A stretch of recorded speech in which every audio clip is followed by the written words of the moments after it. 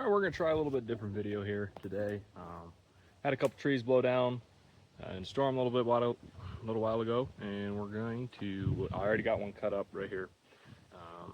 I got a nice big log, and I'm gonna try out a mobile sawmill kit that I acquired a little while ago. We're gonna see how it works.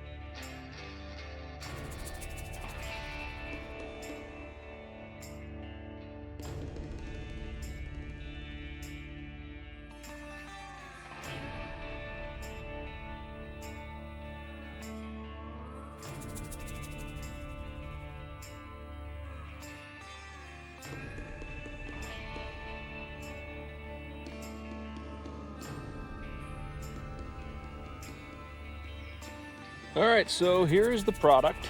This is our first board cut. This is our top cut over here. So there's multiple different ways you can do this with this setup here. So basically this thing, I'll show it to you, clamps around your chainsaw blade, and then this portion is adjustable up and down on these arms, and that's how you set the thickness of your board right in here. And so this will ride on a flat surface in order to cut that board nice and flat. So in order to get that top cut, what we did is I took a board off my dad's sawmill that me and him cut. This is actually the first board we cut off of my dad's sawmill. And I just screwed it on there and then ran the contraption, the mill, chainsaw mill, underneath, and then reset it for a 1-inch board, and came through, and that's what we got. Obviously it's rough. We're using chainsaw blade here. They say you're supposed to buy a ripping chain. This is just a standard cutting chain on here, so it would probably, I would imagine, get a little cleaner cut with a ripping chain, but I just wanted to try it out with what I had first before I go out and get me a ripping chain. I think I'd like to get a second saw if I'm going to do this a lot, to just keep on this machine right here. Something with a little more power to it, I think, would be good. Maybe a heftier rig, and just keep this one as my cutting saw, because I kind of like that one.